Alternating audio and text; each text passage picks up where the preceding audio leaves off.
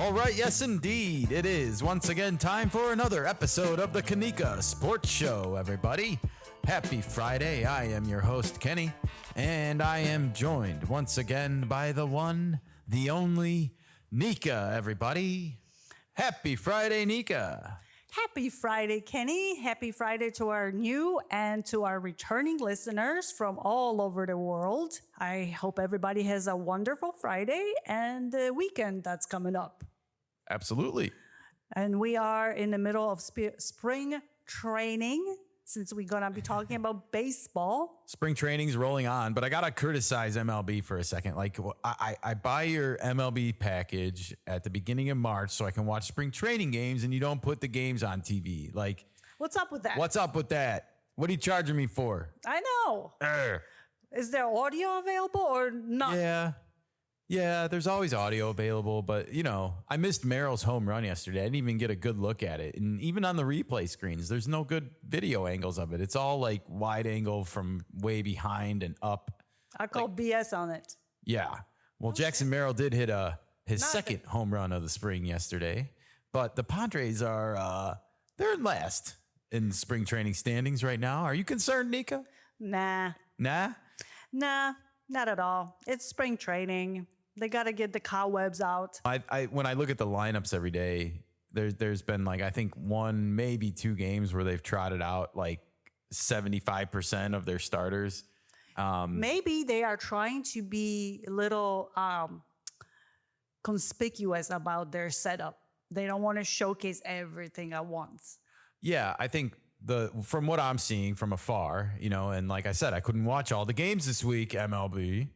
But from what I'm seeing and reading through the box scores and all the MLB app that I look through and Twitter and everything, I'm seeing a team that is basically giving their veterans their necessary at bats. The players that we know are locked in: Tatis, Merrill, Machado, Bogarts, Cronenworth, Arise. They're just getting in there every other day, every 3 days or so. They're getting their at-bats in. They're getting used to playing every day for the next 6 months, which is what they should be doing. However, on the other positions, we have like left field.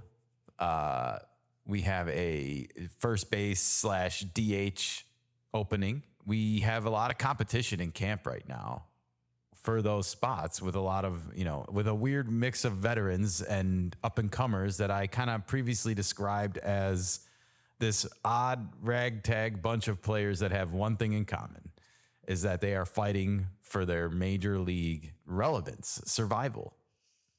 What about the catching position? Well, Ethan Salas and Leonidas DeVries are no longer with the major league team, so that miracle 18-year-old catcher is not going to happen.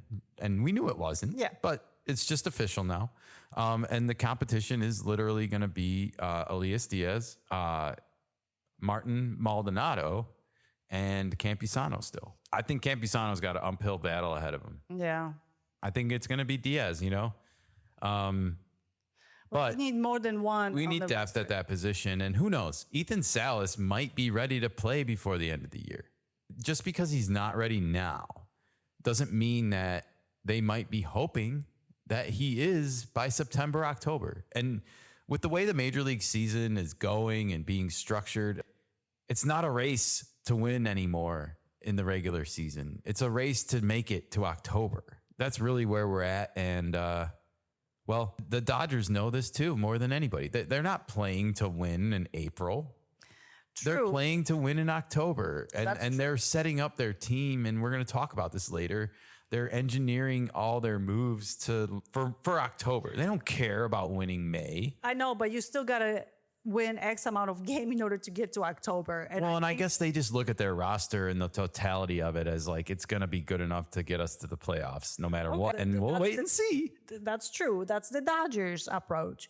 Padres don't have the luxury to be thinking like that. Well, they don't. They didn't spend on like money like the Dodgers did. And when you look at the fact that the rosters were probably the best matched up rosters in the playoffs that we had last year, then the one team got significantly better in the offseason and one team did not and is creatively trying to improve by bringing in this odd ragtag bunch of players who are at very, very different points in their career. I'm talking about Gavin Sheets, Oscar Gonzalez, Tirso Ornelas.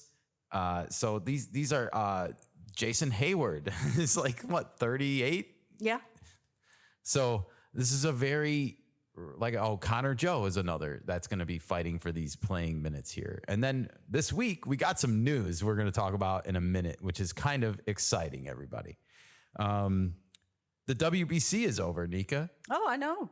We watched the end of it last night with, I had a Kleenex. I shed a tear for Team Germany. They went home without clinching a spot in the 2026 World Baseball Classic. As far as I know, mainland Europe is not going to be represented. Well, no, the Czech Republic is. They're playing again? Yeah, they're already in the pool from being in the World Classic. All right, well, someone's hanging on for Eastern Europe, or as Nikka likes to say, Central Europe. Central Europe, damn it. Yep, learn your geography, people. Russia, part of Europe. Bet you It didn't is. know that. Bet you can impress your family members with that one at least. Well, coming straight from the source, Nikka knows her shit when it comes to international geography. So We Yes. did have geography when I went to school. I don't know if we have it anymore. So Exactly. you got to come here to this podcast to learn actual geography. Who knew you would be getting that on a Friday baseball podcast, everybody? But here we are. The WBC is over. Brazil and Colombia are moving on. China and, as we mentioned, Germany heading back home.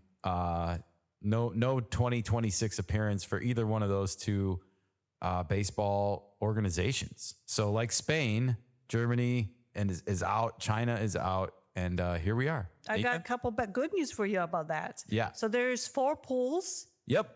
and the pool A doesn't have any European, but pool B has Italy and Great Britain in it. And also, Oh, I forgot about Italy. Yeah. My bad, Italy. I apologize. so then we also have in the pool D, Netherlands, and then we have pool C with the Well, Czech Republic. Okay, so we got to put a big asterisk by the Netherlands because they're being represented by the Caribbean part of the Netherlands. Well, doesn't matter. The All same right, with Great I Britain. get it, but it's not like Thor is out there. I want to be clear. And to be fair, Noah Syndergaard isn't even in the league anymore, so there's no Swedes, man. We need some more European representation in baseball. you Damn know it, who's gonna- Honus Wagner, people, Honus Wagner, come on. Bogarts might ended up on that team. Yeah, he and who's the other one? Profar. Profar, yeah. Those two might end ABC up Islands, look them up. on that. So we see how it goes. Yeah, I mean, well, yeah. That's next year. So That's next year. Yeah, I appreciate you looking. I actually had this website up, because I think it's fascinating. We know already that these games are going to be played March 6th through the 11th, except for the Pool C, which is in Tokyo.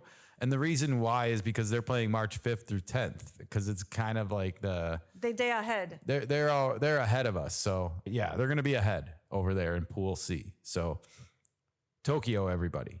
Colombia and Brazil, both South American countries moving on. And Brazil, So, yeah. Brazil is their appearance first appearance since 2013. I want to, 2013. It was Brazil. the last- And I was delighted to learn, that not only do they have Dante Bichette Jr., but they also have the son of Manny Ramirez. I'm forgetting his first name now because it's not a junior.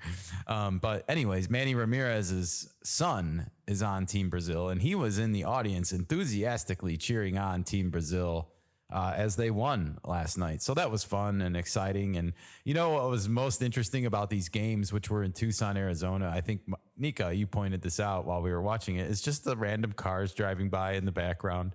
And just, we were just kind of casually wondering how many of them actually know what is at stake, like in this matchup. It's not a very crowded event. It's not the most publicized event because I think, the level of baseball is not major league. I really hope one year, though, we get a Cinderella team that like upsets somebody or something happens to like shake and really get people interested in it, because I think that's when that happens. Even like the U.S. beating Russia in the 80 Olympics in hockey was an upset, right? Like the amateurs were not supposed to beat the Russians. in that matchup, and yet they did. And that's what I think got people excited and enthusiastic about it. So maybe baseball needs something similar to get people to like start paying attention to the World Baseball Classic. All right. Well, hey, those MLB 30 by 15 have been rolling on, and I wasn't able to gather any sound bites. I saw they went through Yankees camp and San Francisco Giants camp. I saw our good old friend Bob Melvin speaking to the media. So I might comb through those and get more of those ready for next week, you guys. But those are still going on. And I also saw our friend Rafael Devers, who we've been talking about quite a bit on the cast, is getting set to make his spring training debut finally at long last. Last I heard, he told his manager, Alex Cora, that he didn't feel like he had his timing yet. And he wasn't quite ready to play. I don't know if this is all just like him being a prima donna in light of the whole situation with Alex Bregman, but maybe he just Rafael Devers holding out a little bit on the Red Sox and making them wait. the way they were treating him, maybe he just needed some time to get his head straight, so he didn't come back too competitive. Maybe. But I'm still wondering, like, if a guy with 10 years in front of him is ready to hang up his field duty and if he's going to be okay with that. Because it's one thing to put bygones aside for one season and get through this season, but they got more seasons of this to get through. And, oh, by the way, Alex Bregman can opt out after 1 year, after 2 years, and it's only 3 years. So what do you do then? And I'm still kind of like blown away by how everyone thinks this is such a great move by the Red Sox, and yet they pissed off their best player doing it. Like, what? That's not a good move. I'm sorry. That's not even an okay move. It's bad. Anything. I'm not going to go down this rabbit hole right now, but I'll be very curious to watch Rafael Devers throughout spring training and throughout this whole season to see how this plays out. I think Red Sox fans are excited about the season, and I feel like it's all going to blow up in their face. We see the injuries going on in Yankee land already, and I feel like the Blue Jays are the dark horse now to win that division because Vlad Jr., we're going to talk about this. We got a rumor that came out about Vlad Jr. He talked to the press. This is a man on a mission this year. Do we have breaking news on that too, or no? It's in the rumor section. Okay. I put it in rumors, like we aggregate news, we find news, and we put it in our little buckets so we can hopefully start to find some sponsorships for all these segments we got. All right. Well, speaking of which, we got a great show for everybody. We got breaking news. We do have all sorts of breaking news actually going on. We have some juicy rumors regarding Ohtani, the Dodgers, Dave Roberts, the Vlad Jr. rumor, the aforementioned Vlad Jr. rumor. We got a Giants and Yankees rumor that came out. And we also have a little bit of a sound from Bryce Harper about his future in Philadelphia, which was interesting. We've got a brand new Stop the Presses for you guys about Ohtani, the aforementioned Ohtani. We also have an injury report, and we are debuting a new segment today on Friday, everybody. And right now, it's going to be called Tell Me How You Really Feel. And we'll explain what that is when we get there. And last but not least, we got some milestones and Friday fun on this episode, Nikka. So we got a lot to get to. Without further ado, can you hit the music for breaking news? Ladies and gentlemen, can I please have your attention? This bullet just handed to me. And I need all of you to stop what you're doing and listen. We got some breaking news on this Friday morning as I woke up this morning in the darkness. Lawrence Butler, everybody, of the formerly Oakland, now the Sacramento and soon to be Las Vegas Athletics. Lawrence Butler has been given a 7-year, $66 million extension, everybody. This is going to take him and cancel out all his arbitration years, very similar to like Jackson Chourio. In fact, if you take one of Jackson Chourio's years off of his contract, he has 7 years and $70 million remaining. So Lawrence Butler right there getting the quote unquote Jackson Chourio treatment that the Brewers gave. Now the A's give him. So he was a rookie last year. He was, and he finished the year with a 262 average, 22 home runs, a OPS of 807, so over 800 as a rookie, 63 runs scored, 57 RBIs, and 18 stolen bases. Man, I remember a stretch during the summer where I felt like he was just on like the highlight reels every day for a time. He came on really strong in the second half, and I think the A's are right to be excited about him. I think he's a sleeper. I think Lawrence Butler is a potential sleeper to become a superstar in the Major League Baseball. You heard it here first, folks. So his 7-year contract is going to go through 2031. That's I nice. thought we said through 2032. I'm looking at it, right? It says from 2025 to 2020. I always forget to count 2025 because it's happening now. Yeah.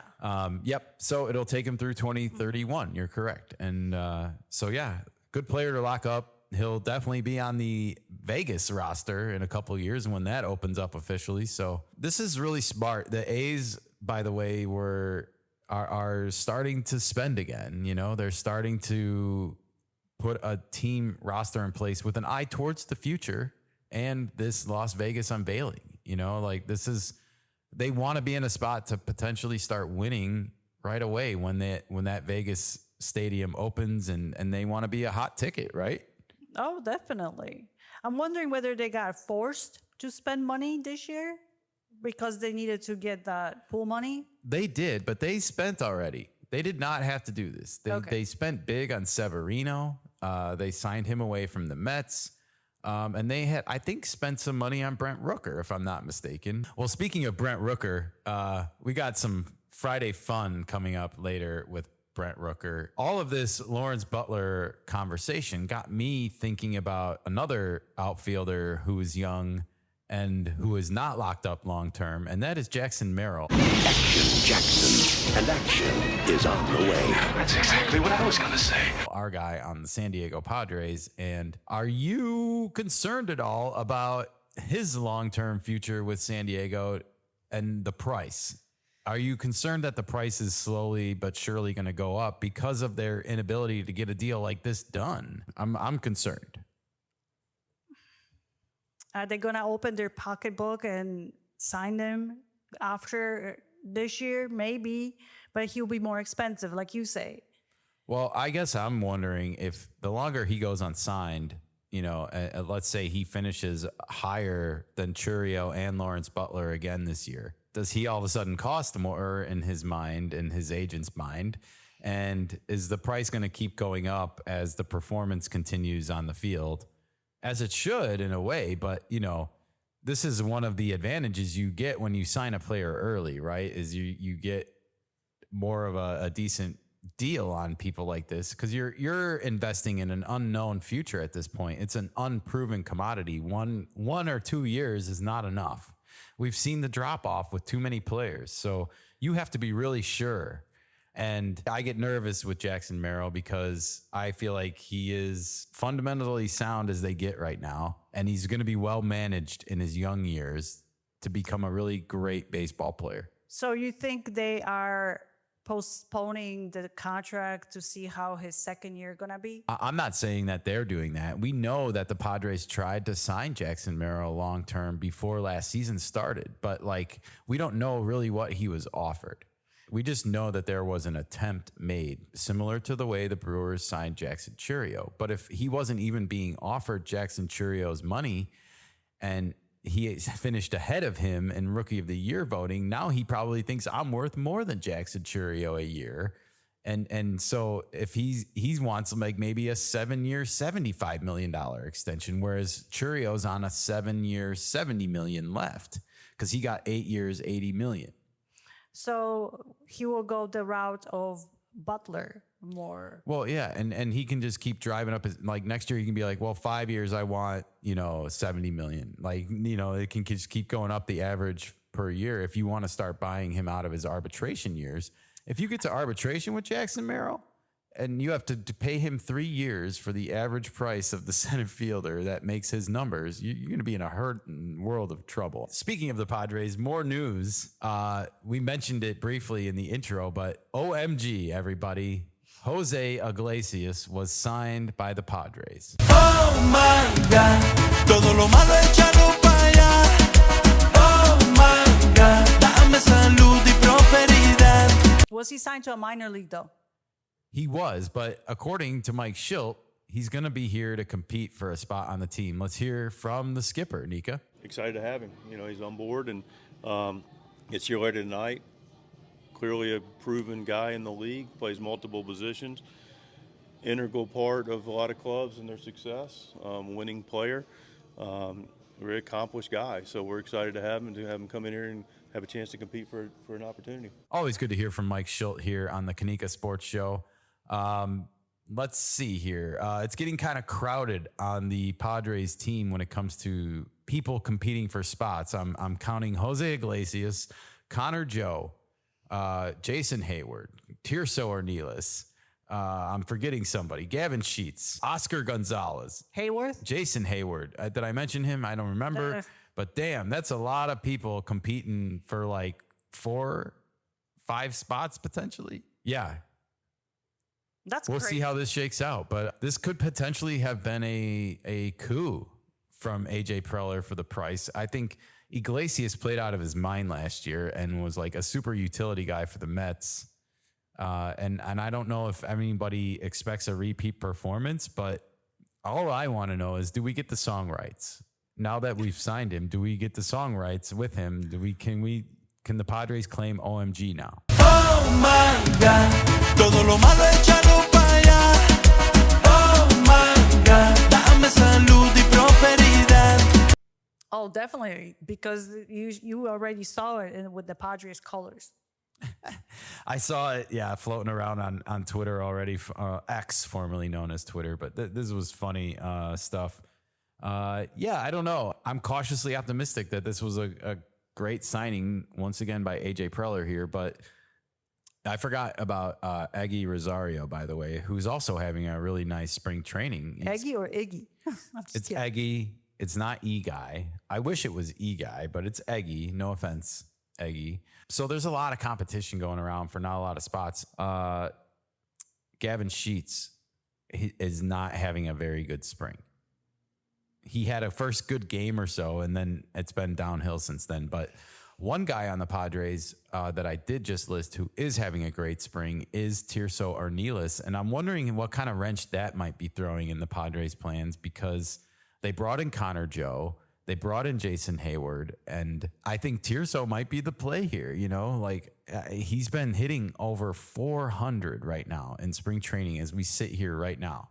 Well, he's fighting for a spot. He is, but he's actually winning right now. Okay. So I want to see how it all plays out and where it ends up, because I'm digging spring training competition. I want to see spots that are sort of up for grabs and may the best man win. I like that. I like competition. I think it makes your team better. Absolutely. All right. Well, moving right along, I saw some interesting news yesterday about a city that is looking to make a bid for a future major league team, and that is the city of Portland, Oregon, everybody. They released some stadium renderings of like what a potential major league ballpark in Portland could look like. And so they're trying to entice a team.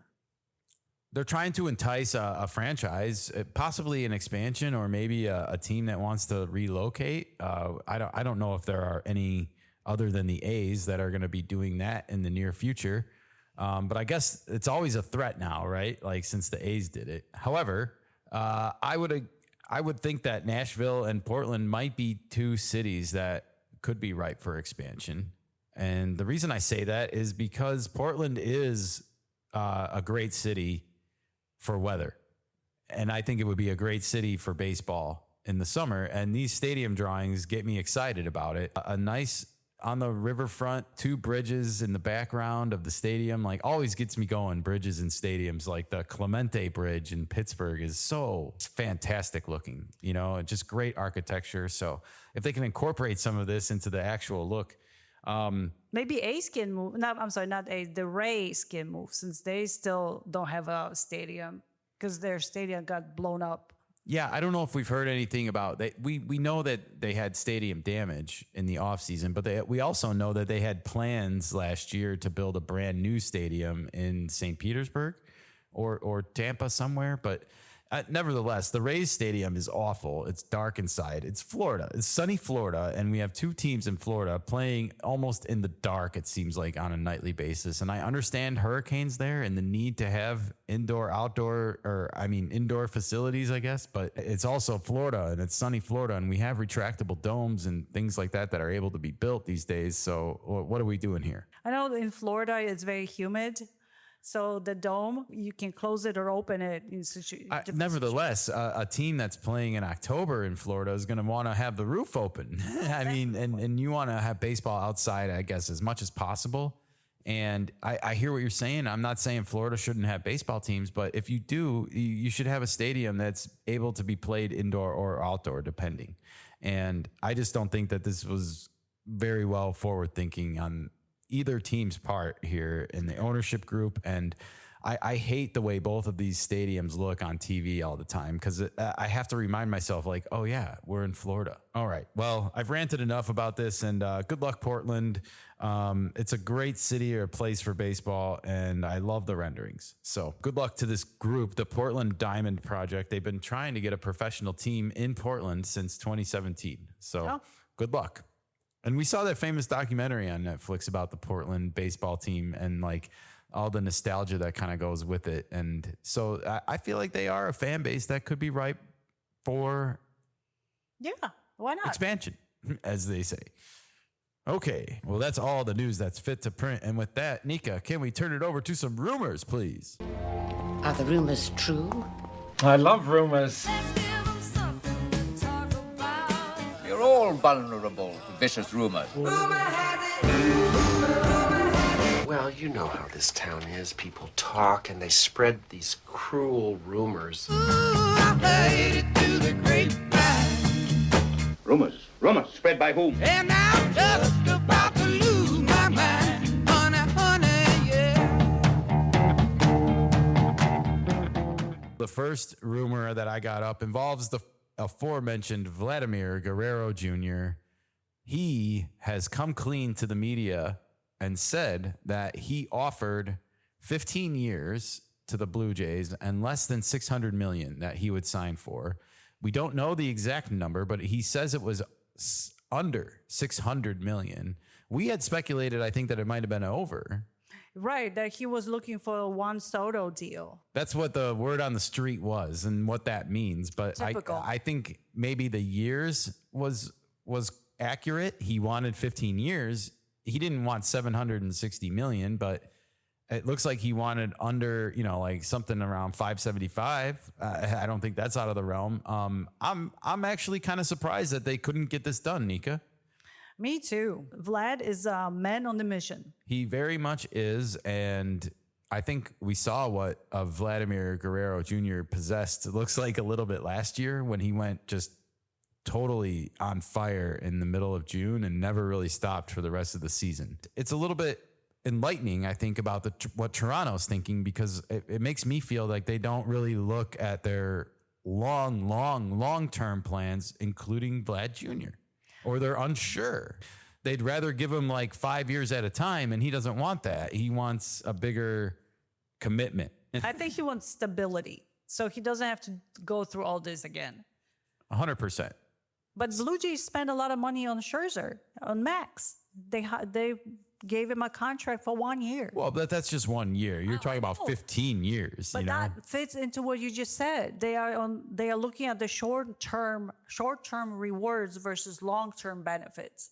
I just feel like they're a franchise right now that does not have a core philosophy in place of what they're trying to build. They keep taking swings and missing. When it comes to big free agents, we heard that they made a big pitch for Ohtani, and that they didn't get him last year. We've heard that they've made big pitches to other big free agents and haven't been able to land them. And they haven't been able to put that other superstar next to Vlad Jr. Bo Bichette is not a superstar. He's a good player, but he's not a superstar player. His defense will never allow that. You could say the same thing about Vlad Jr., but at the same time, like, Vlad Jr.'s got a better bat than Bo Bichette in terms of superstar potential. So, interesting developments here. I don't know where Vlad Jr. winds up if he doesn't stay in Toronto, but it'll probably be expensive. Oh, yeah. He will get the money. It's just who's going to pay for it. He will get it for sure. Well, we'll be keeping an eye on it here.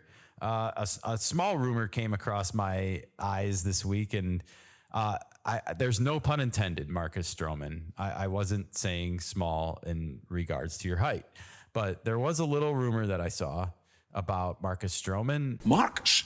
You didn't drag poor Marcus along, did you? And apparently the Giants declined a trade for Marcus Stroman.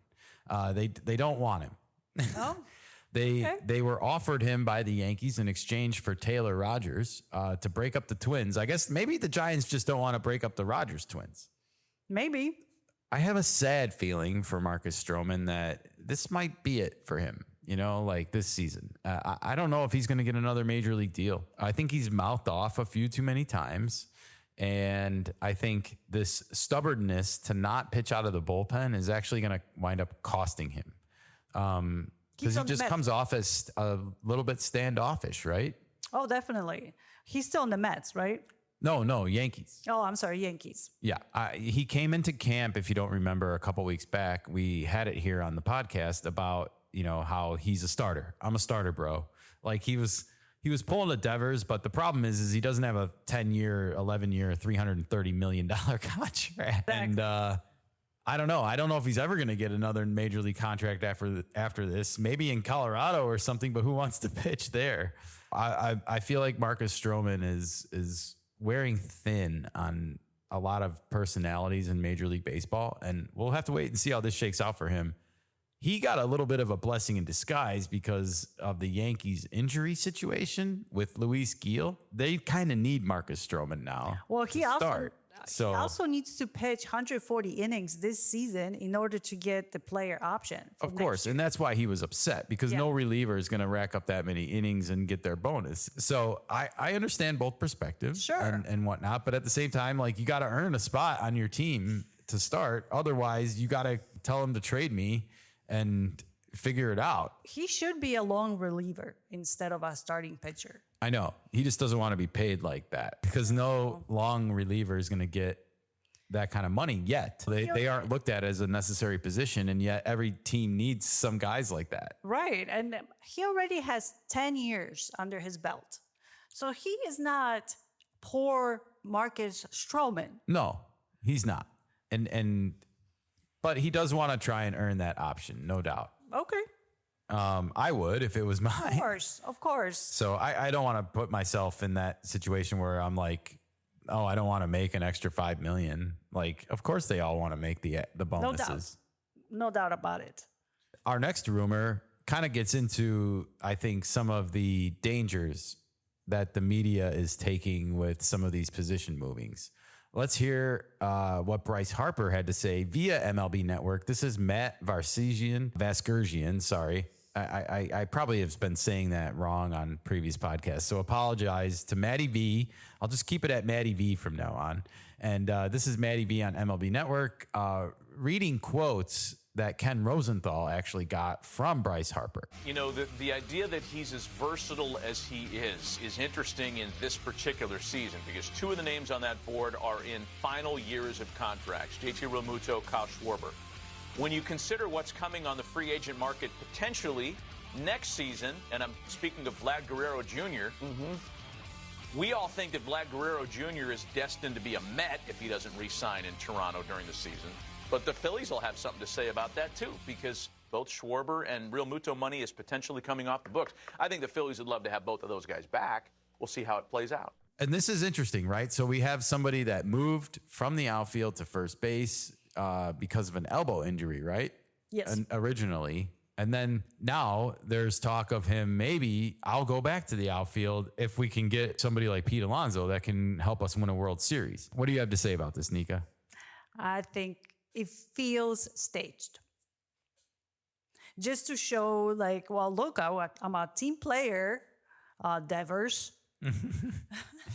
Yeah, it does seem like some of that shade is being misappropriated. This is all East Coast media we're talking about. This isn't West Coast, East Coast. This is East Coast media. And, they are a lot more vocal about stuff versus some of the media on the other side. I thought this was interesting timing because Alonso didn't sign like yesterday. This has been a few weeks already. And all of a sudden this weird kind of quote comes out from Bryce Harper saying like, well, yeah, I would have moved to the outfield if we could have signed a guy like Alonso.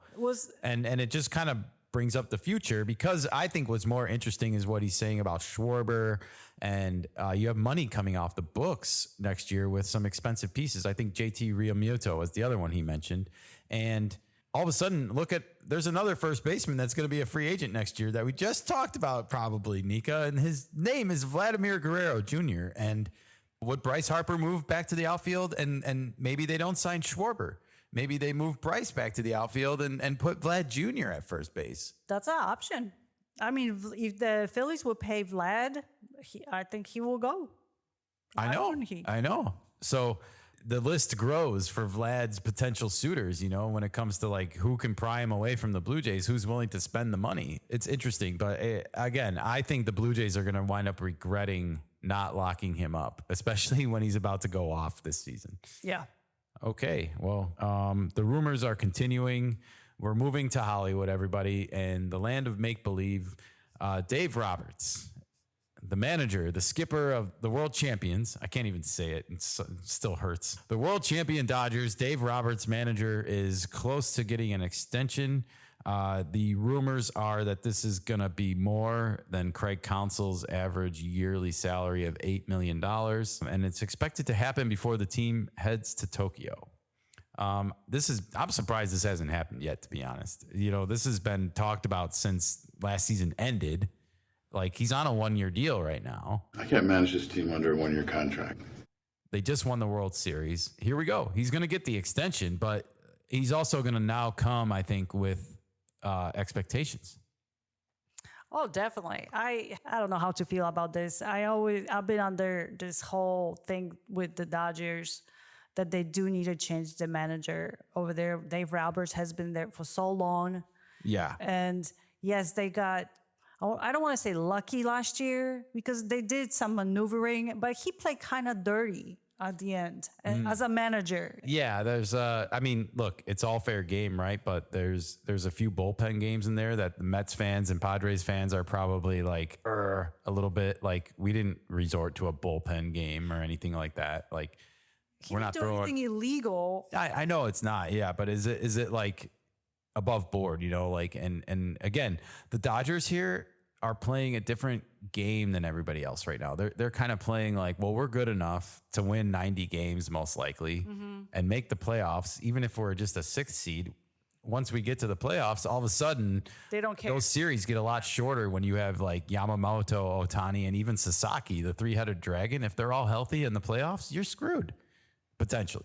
The thing is, all 3 of them got to be healthy. At the end of the day, Dave Roberts, because they won last year, he's going to get this money. If he wouldn't have won last year, he probably wouldn't have a job anymore. It would have been the one time the Dodgers could get rid of him. And ultimately, I just don't think he's the best in-game manager still. And I don't want to say they got lucky last year. I think they just had more talent than everyone else. If the Yankees don't give up that grand slam to Freddie Freeman in game 1, is it a whole different series? We will never know the answer to these questions, but I just want to remind people the Dodgers were losing in game 1 in the 9th inning. So just keep that in mind as this season goes on. And yes, they signed a lot of players and we look at them as the world champs and the defending world champs, but I also feel like they're vulnerable more than people think. And that this whole experiment. Welcome to my latest experiment. This is a big one, the one I've been waiting for all my life. That's going on could blow up a little bit this year because of different reasons. One of those reasons is our next rumor, and that is Shohei Ohtani.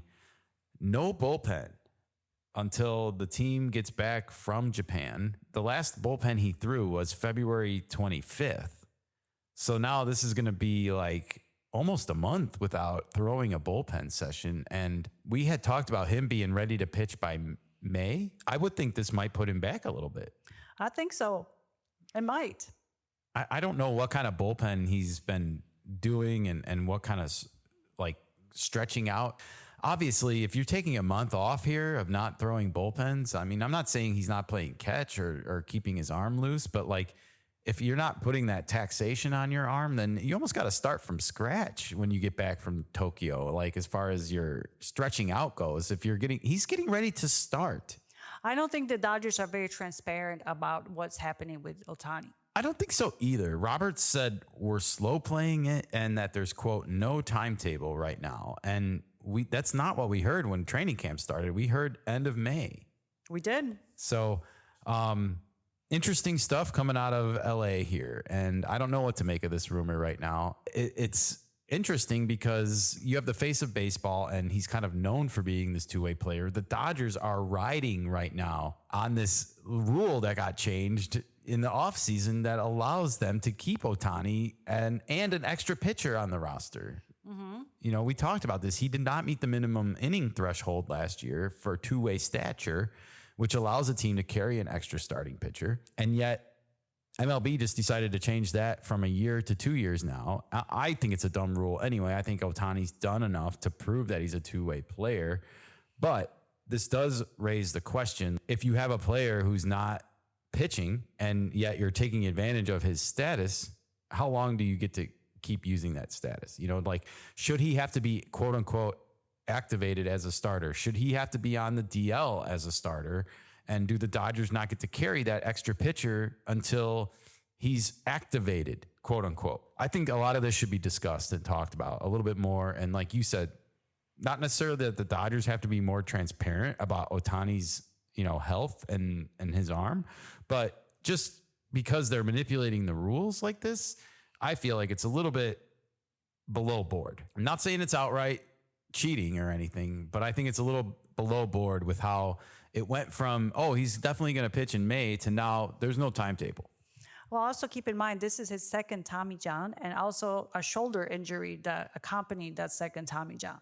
But that was in a different shoulder, correct? It doesn't matter which shoulder. The point is you have to heal. Yeah, I know.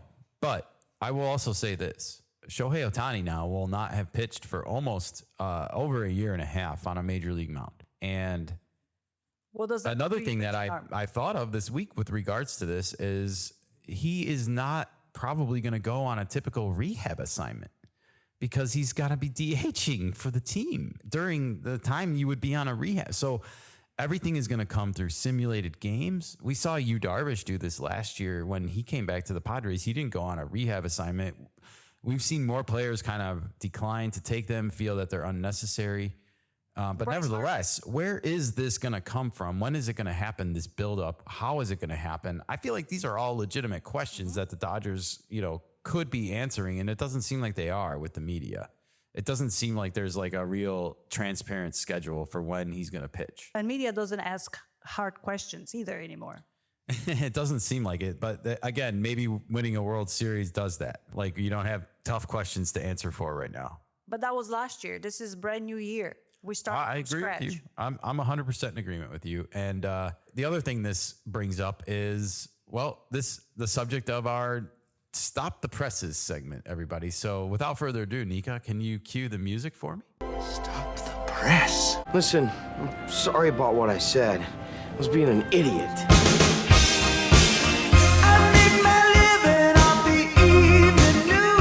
Excellent example of infield journalistic investigative technique. Therefore, your heinous comment will be stricken from the record.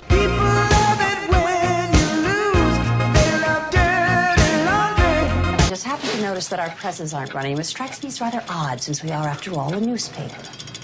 Stop the presses indeed, because we have the reigning NL MVP, who's already being anointed as this year's MVP. Just take a listen here to Harold Reynolds and Adnan Virk. How do you say his damn name? Who knows? That's apologies. I love your Clemente sweatshirt, but I really didn't like what you had to say here. And I'm going to keep picking on Harold Reynolds because, he's the only one MLB Network's putting on in the morning right now for the hot stove. So, sorry. Here we go. Harold Reynolds, Stop the presses, everybody. Well, he wakes up hitting 30 homers. That's simple. Yeah. So I think he's going to hit 40 home runs. Okay. You know, that's going to happen. You feel confident about 40? Maybe? Confident with 40, no problem. Okay. He's just an RBI. He's a machine. They're going to hit him at the top of the order. He's going to score 100 runs. And he's going to strike out 100 batters. Yeah. You know, and I think what I said earlier in the show, the Dodgers are not necessarily about the regular season. And I don't think Shohei is that much. He wants to win an MVP, so he's going to play as much as he needs to, pitch as much as he needs to. We're going to get caught up in, did he make 25 starts? He doesn't need to. Yeah. He's still going to win. If he made 10 starts, would he win the MVP? If he hits 40 home runs and has 100-plus RBI, then yeah. And 10 starts, he wins the MVP. I think the thing that bothers me the most about this is like they're kind of filling in his stats already for him, and they're not taking into account any of his pitching stats. It's like he could go out there and get rocked, but as long as he starts 10 games, he's a two-way player. And it's like, I feel like he's got to do both at a high level. You know, like, yes, he could have a 50-50 season and lay a dud pitching and still win MVP, I guess. But if he's doing one thing well and not another thing well, how will that play out? We have never seen that Ohtani. I don't think we've seen the Ohtani where he's like maybe struggling at the plate for a prolonged period of time. And then does that affect how he's pitching? These are the things that I think we're going to have to wait and see what happens when they happen, because we haven't seen a lot of it, which speaks to his greatness. You know, it does. It speaks to that he's been able to do this for a long period of time. I just think it's a little bit premature to put him as like he's written in already. It's his to lose. And I don't look at it that way. I look at every season as a blank slate, and like, you got to let it happen in front of you. I get what Harold's saying, that he's different than every other player, but at the same time, he still has to show up and perform, and nothing is written in stone when it comes to baseball games. They haven't happened yet. And that's the problem. I just feel like it's okay to make predictions and analysis and whatnot, but at the end of the day, this isn't that. This is like prematurely anointing somebody as like the MVP. It's basically the equivalent of giving Jordan the MVP every year before the NBA season started, because every year, especially the last few years that Jordan played, he won a championship every year, and he was clearly the best player in the game. He just did it differently at the end a little bit with the fadeaway jumpers and not as many flashy dunks, but he still could bring it when he needed to. And the point is Ohtani hasn't done that yet. He hasn't even done that. He won his first title last year. He's got 3 to go to catch LeBron. He's got 5 to go to catch Jordan. And he's got how many to go to catch Brady? I lost count. Joking. Anyways, this was my Stop the Presses segment here. I thought it was a worthy quote to kind of bring up and dissect a little bit, because as we just saw, the Dodgers are playing coy with how much he's actually going to pitch this year. And here we have the other guys on the other side that are just like, he's the MVP because he does this. And it's like, we don't even know how much he's going to do of both this year. Yeah, I hate these premature anointments anywhere. You know, let the merit speak for itself before you start crowning anybody. It just feels like filler, off-season filler. And there's enough to talk about. We don't need to talk about this crap. Let's talk about when Dave Roberts is going to get his contract. All right, well, let's move on to an injury report, shall we? Ready? Yes, doctor. Doctor, give me the news. I must confess, you have an astonishingly good idea there, Doctor. Damn it, man, I'm a doctor, not a torpedo technician. Dr. Harris. Yes? Do you concur? Is there anything you can do, doctor? Somebody give me a doctor! Somebody give me a doctor! All right, we had some injuries in Baltimore this week that were worth bringing up, everybody. We mentioned Gunnar Henderson on the last podcast, but we got an update. He's questionable for opening day now. He has mild right intercostal strain. That, in layman's terms, is the muscles between his ribs are strained. He has a muscle pull, I guess, in his rib cage. Okay. That's how I understand it. That sounds awkwardly painful. I really hope this doesn't nag him into the entire season, because Gunnar Henderson is one of the best up-and-coming players in the game right now, and Baltimore needs him. We also had an injury to Grayson Rodriguez in Baltimore, which is really bad because if you remember, they lost Corbin Burns in the offseason, so their starting pitching is not what it used to be. And Grayson Rodriguez has a right tricep soreness. This came after he had an alarming drop in velocity in one of his starts. He claimed afterwards that everything was okay, but now he's on the shelf for a while. We'll see when he gets back and healthy. I'm kind of nervous. I feel like Baltimore is going to fall to third place this year, maybe fourth. It depends on the Blue Jays. The Blue Jays are that dark horse wild card that I think we don't know how far Vlad Jr.'s walk season is going to take them, because he could go crazy this year. He could put a Judge season up there, and boy, oh boy, will the Blue Jays be crying blue tears up there if that happens. All right, well, that's what's happening in Baltimore. Be very afraid if you're an Orioles fan. The Astros, everybody. Christian Walker, one of their big offseason signings, he has an oblique injury, and he's actually left the team and went back to Houston to get additional analysis, I guess, or treatment for this. I thought this was kind of eye-opening because Christian Walker was out a lot of last year with an oblique injury for the Diamondbacks. He did not go back to Arizona. The Diamondbacks got Josh Naylor in a trade from Cleveland to replace him. I think the Diamondbacks dodged a bullet here. I don't know. Christian Walker, not the youngest tool in the shed, if you will, and just wondering if the Astros made a bad signing here. Of course, they lost Kyle Tucker and Alex Bregman, so they're trying to fill pieces on their team. It's a tough one. I fear for this injury and how long Christian Walker might miss for the Astros. Keeping it in Texas and keeping it, oblique is the injury of the year, I think, so far. We've seen a lot of oblique injuries. We've seen a lot of oblique injuries on the rise, I think, in the past few years in Major League Baseball. And I just don't remember hearing about them as much when I was younger, in this way, at least. Well, we had 2 this week in Texas, and I can't remember if we mentioned Wyatt Langford's on Monday. I think we did, but nevertheless, I'm repeating it here because he will be back soon, according to manager Bruce Bochy. And joining him in the oblique injury is Adolis Garcia, everybody, who had prophesized he would hit 50 home runs, I believe, this year.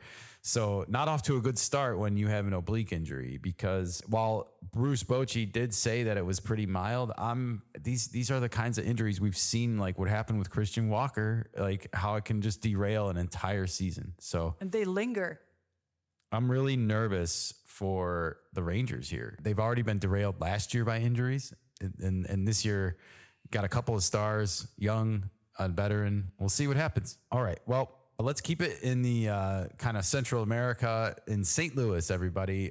This injury did not go past my eyes. Jordan Walker, who, if you don't follow baseball, is probably one of the most disappointing prospects of recent memory to come out. He just has not materialized for the Cardinals and been able to put it together in St. Louis.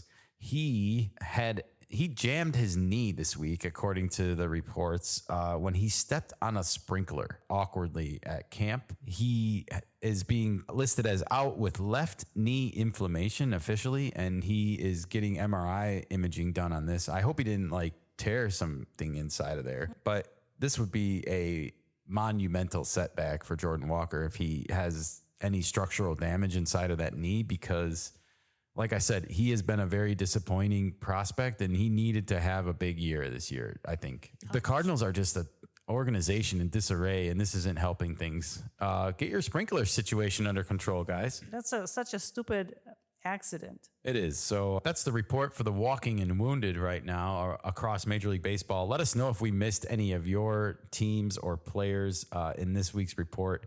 I try to hit the major players and go with that, but I know we do miss some from time to time. So help keep us honest out there, everybody. We'll do our best to follow all of the major injuries across Major League Baseball for all of our injury reports. We were just about to move on to our new segment, but we got some breaking news, and it involves an injury. And George Kirby. George is getting upset! Everybody, Seattle Mariner has been shut down due to shoulder inflammation and will open the season on the injured list. One of those pretty Seattle Mariners starting pitchers injured. I got to fix my fantasy baseball. Oh, no. I got George Kirby. And how many teams?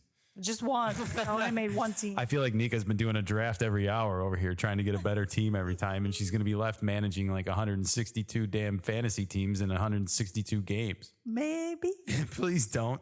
No, just kidding. Boy, oh boy, that is a huge blow for the Mariners. He's probably their best young arm, and it derails some of my trade ideas that I had, Nikka, for the super trades, right? So we don't even know how long he's going to be on IL. The good news is that Ryan Divish of the Seattle Times, who we're going to talk about in our next segment, actually, he is reporting that George Kirby already had an MRI and that there is no structural damage in the shoulder. So that's good news that he actually had the imaging already. Yeah, get well soon, George Kirby, so you can pitch in more than 6 innings, buddy. I just got to give George shit for that for the rest of his career because, you know, like he said, we got to take the ball from his cold, dead fingers, right? All right, everybody. Well, glad we were able to squeeze that breaking news injury in there into our injury report. But now we need to turn our attentions to a new segment. It's time for a new segment, everybody. And this segment is called Tell Me How You Really Feel. Nikka, will you cue the music, please? They didn't even ask how I'm feeling. You don't know how I feel! You want answers! I want the truth! You can't handle the truth! Search your feelings. You know it to be true. Maybe you can tell them how I really feel. I got something to say. That's not any better. Say what you gotta say. I heard some fun music in there. I heard Peter Frampton. I heard Darth Vader. I heard Jack Nicholson, famous Tom Cruise argument from. Sounds like you had fun making it. I did. I knew kind of some good sounds to use for this one. This is when somebody is just being kind of forthright, and I think we see a lot of players getting coached on how to deal with the media nowadays and stuff. So when we finally catch a player being forthright, or a manager, or a personality involved with baseball, when you catch that honesty with the media, it's refreshing. It's refreshing, and you want to bring it to light because you want more of it. But also, it's generally going to involve some drama, and we like conflict as well because it's fun to talk about. Oh yeah, it's good storytelling. So, where are we going with this? Well, I don't know if you saw this or not, Nikka, but Justin Turner, MLB's resident Tormund, as I like to call him, with that ginger beard that he's been rocking for I don't know how many years now. He sat down with one of the biggest establishment boobs in the entire Major League Baseball, Bob Nightingale, also sometimes referred to as Boob Nightingale by his many ex-follower fans. I'm one of them. I give Bob a hard time, but at the same time, he deserves it sometimes. However, he actually did some really good journalistic reporting this week with this interview by getting Justin Turner to open up about his former team, everybody. You know, he recently signed with the Cubs. Last year, he was on the Mariners at the trading deadline. He was sent from Toronto to Seattle. He's 40 years old. He's an MLB journeyman at this point, but he offers teams veteran leadership. At his age of 40, he probably doesn't give too much of a crap anymore and is sounding off on the Seattle Mariners offseason. And we just mentioned the Mariners because of that injury to George Kirby. But Justin Turner did not have kind things to say about the upper brass, I guess we'll say, of the Mariners organization. He stopped short of criticizing the general manager. He doesn't even blame Jerry DiPoto, who is the general manager of the Mariners, for their predicament. He's going above them. You know, he's blaming the owners and the people that are controlling the money. Let's hear what he had to say. I'm sorry this is in article form, but that's all we got. He said, the fact that they missed the playoffs by one game and didn't go out and add an impact bat or two when you have the best pitching staff in baseball just seems absurd to me. Honestly, as much as I wanted to be back there, if I was the only piece they brought back in, I would be saying the same thing. What the hell are we doing? Are you trying? There's not going to be a better time to go for it. So I don't know what they're doing. I'm very confused, and it's a head scratcher for me. I thought Pete Alonso was a slam dunk. How can you not go after him? Are you kidding me? I think Jerry catches a bad rap for a lot of these trades and how crazy some of these trades have been. But now being a part of it, I kind of understand. He doesn't have any money to spend, so he's got to create money. Like, okay, is it really Jerry's fault? I feel sorry for them. They've got great fans. Their fans are amazing. They want to win so bad. The team is very profitable and they don't spend. I don't know. This is not painting the Seattle Mariners baseball organization in a very good light. Cal Raleigh, who's also on the Mariners, said last year after the season ended, we've got to commit to winning, to going and getting those players. You see other teams going out, going for it, getting big-time pitchers, getting big-time hitters. We have to do that to keep up. We follow the Mariners on this podcast, and yet you would probably be hard-pressed to even know that lately because we haven't really been talking about them so much. We did get into it a little bit on the last podcast because we caught some sound bites from them. But one of the reasons why we haven't spoken about them is because they've done virtually nothing this offseason. They got a new manager. But that was last year before the season ended, Nikka. I know. But that was the big splash that they did. Well, that would be my rebuttal to this. Even though I don't necessarily agree with what ownership is doing right now by not spending, they want to see what the new coaching staff can get out of the team that they had already kind of assembled together. And 1 month wasn't enough to do that last year. Absolutely. Also, they got a hitting coach. Of course, they got Edgar Martinez, who's not just a hitting coach. He's a Hall of Famer. So hopefully Julio can pick up some pointers and start swinging his bat. Well, we heard Julio on Monday talking about how he's been working with Edgar, and hopefully it's getting through. I'm glad that Yonder Alonso pressed him to explain exactly what he was learning from him. Now we hear about George Kirby's injury, and we hear him talking about like how they have this amazing pitching staff, and now it doesn't last forever. That's what Justin Turner's saying. And now you have an injury to a pitcher, and look, and so now what happens to this season now? I'm fearful for the Mariners, and I don't think they went out and got the bat they needed to put with Julio, and I don't think he can do it by himself. Well, Justin declined their offer to stay. Apparently, he was offered more money than the Cubs gave him. And you heard what he said. He was like, if I'm the only move, then I don't want to be here because I don't blame him. I'm old and I want to try and win one more ring before I get out of here. Yeah, he only has one ring with the Dodgers.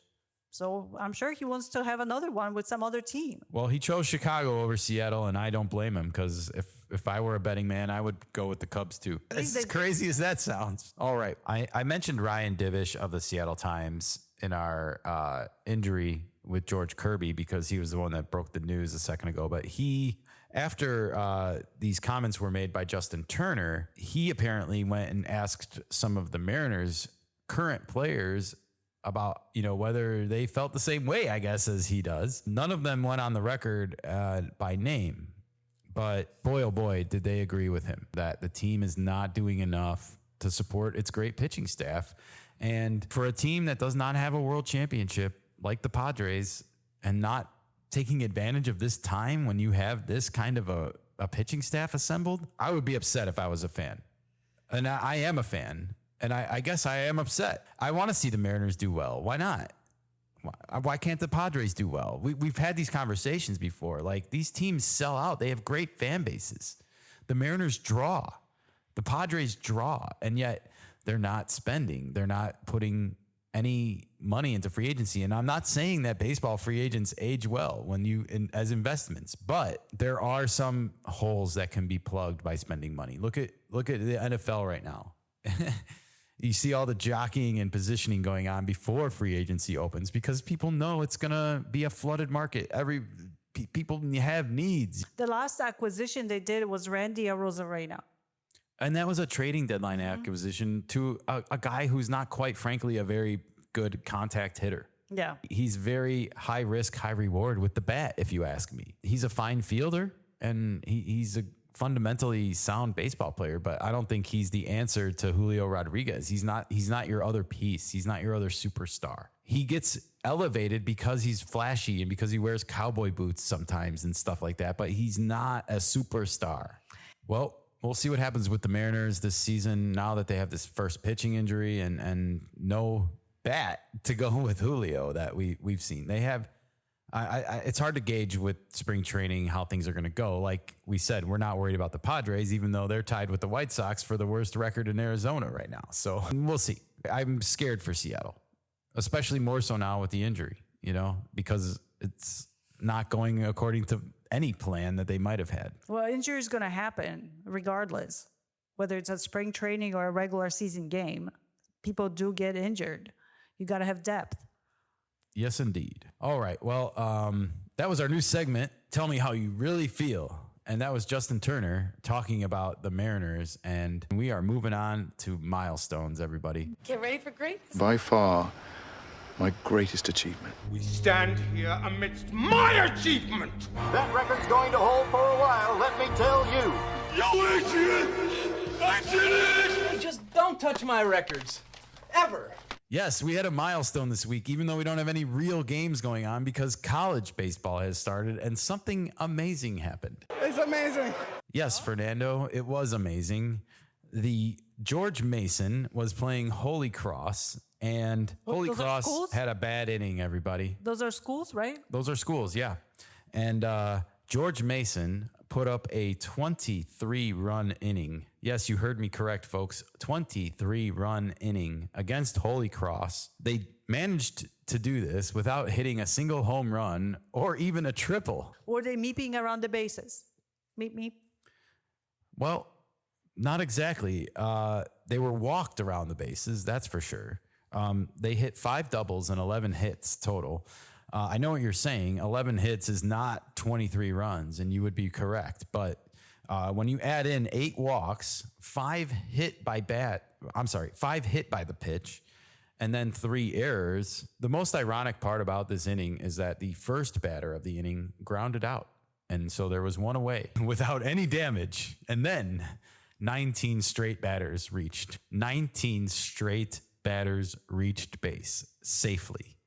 That's crazy. I'll go pitch for Holy Cross. Can I walk on? Do I have some red shirt years left? I mean, I never pitched in college. Can I walk on at the ripe age of 43 and show them how it's done? Jesus. Do you think any team will want that pitcher now? I don't know. I mean, it had to be more than one pitcher. Oh, there was more than one pitcher. Yeah, this no pitcher is gonna be left in to bleed that long. That's true. And keep in mind, there was 1 away, Nikka, so they didn't even get 2 outs. Just to put this into a little bit of perspective, the major league record for runs scored in 1 inning is 17, and that was done in 1953 by the Red Sox versus the Tigers. It's always Detroit, isn't it? That gets the bottom end of the bush sometimes. Well, they had some football success recently, but yeah, the Tigers, everybody, gave up 17 runs. So, I mean, you're talking 6 more runs still away from the college record now, which was 21. It's now 23.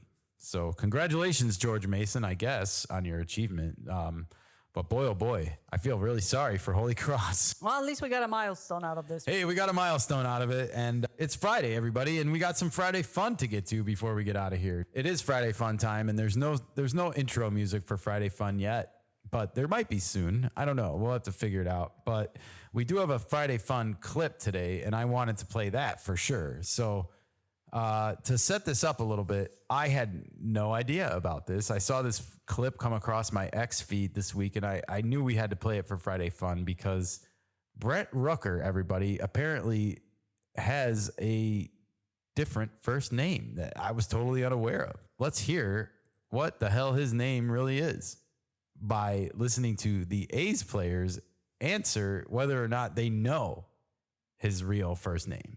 Brett Rooker? I don't know his What? No, I was not expecting that.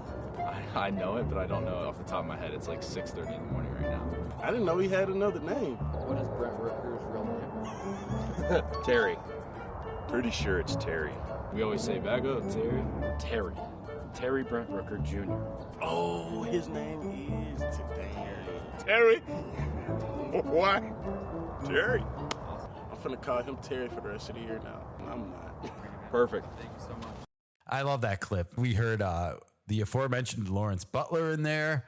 We saw Luis Severino. We saw Zach Geloff, everybody. So we had a fun time with figuring out that Brett Rooker's real name is Terry. Everybody, his real name is Terry. This reminded me of Hulk Hogan, everybody, whose real name is Terry Boella or something like that. But I always thought it was funny that Hulk Hogan's real name was Terry. And here we have another Terry that I was unexpected by, Brett Rooker. His full name is Terry Brent Rooker.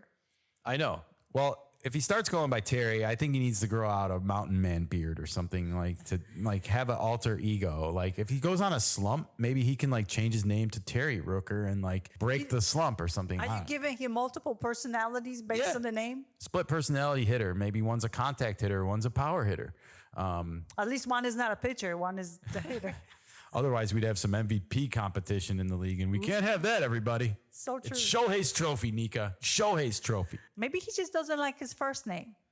Who knows? This is a fun one that probably just happened over time by accident, maybe even. But let us know if there's any other Major League Baseball players that have funny first names that we aren't aware of. I haven't looked at all the backs of my Topps cards recently to look at everyone's real names, but Fernando's a funny one to look at sometimes. On some of the cards, they list his like full name, and he's got like 6 names. And a lot of the Latin players have like 3 or 4 middle names and 2 family names. Like they keep their mother's name and their father's name as a part of their name. So there's some really long names out there, everybody. And yeah, it's kind of fun to go through. But this one totally caught me off guard. Terry Brent Rooker, everybody. All right. Well, thank you, Sacramento A's, for that fun spring training clip of Brent Rooker's real name, Terry. I did not know that, and I laughed out loud when I saw your video. And I'm glad to share it with our listeners here on the Nikka Sports Show. Everybody, a little Friday fun before the weekend, Nikka. Those are always fun. Absolutely. All right. Well, that's going to do it, actually, for this episode of the Nikka Sports Show. We thank you for tuning in with us on this Friday afternoon, and we hope that we are able to keep you company on your ride home from work, everybody. If we make it in time, that is. Nikka just, her head exploded as I said that. But before we go, if you would like to leave us a question or reach out to us, please feel free to reach us at kanikkasports@gmail.com. You can also find us on X, on Facebook, on Instagram, on TikTok, and you can comment on any of our posts and we'll see it, I promise. In the meantime, we're going to get back to watching baseball and get the next episode of the Nikka Sports Show ready for you guys on Monday. Until then, Nikka, do you have anything to add? Oh, no, you talk enough. All right. Well, have a great weekend, everybody, and we will talk to you on Monday.